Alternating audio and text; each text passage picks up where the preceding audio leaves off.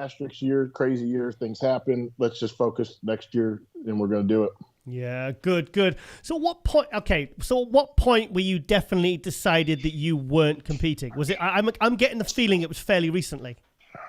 I would, yeah.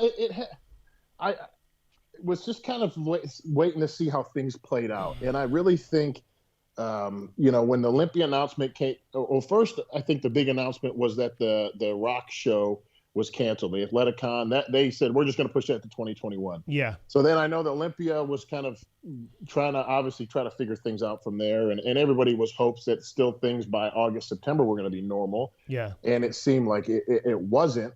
And then when that canceled or got pushed back, it just seemed like a lot of other shows were falling in line that were getting canceled. Like my plans this year was to do the Arnold, do the Arnold Australia, and or do the New York Pro. Those were my three I was going to do, and then from there go into Olympia in a perfect year.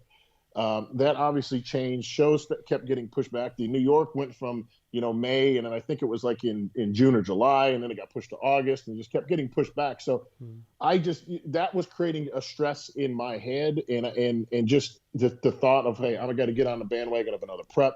Shows keep getting canceled. Am I going to just chase a show in hopes that it happens and it doesn't get canceled? Too many factors were going on. And then that way, at that point, I think it was probably August, September.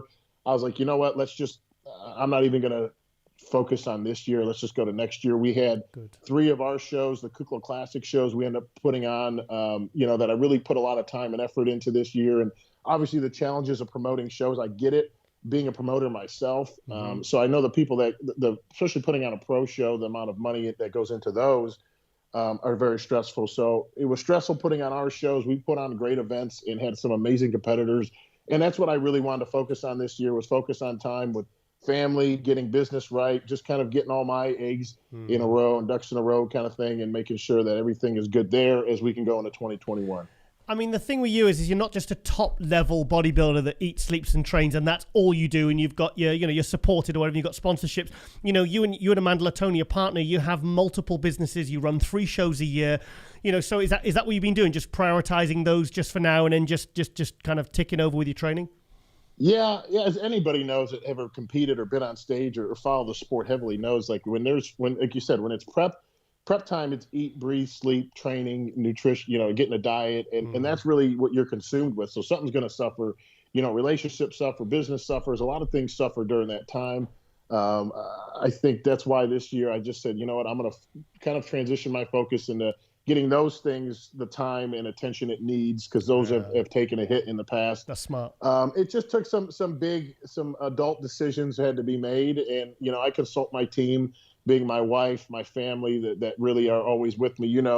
The crew that goes with me, all the big shows. I've never seen you turn up with anyone to shows. The Kuclo Army. Army.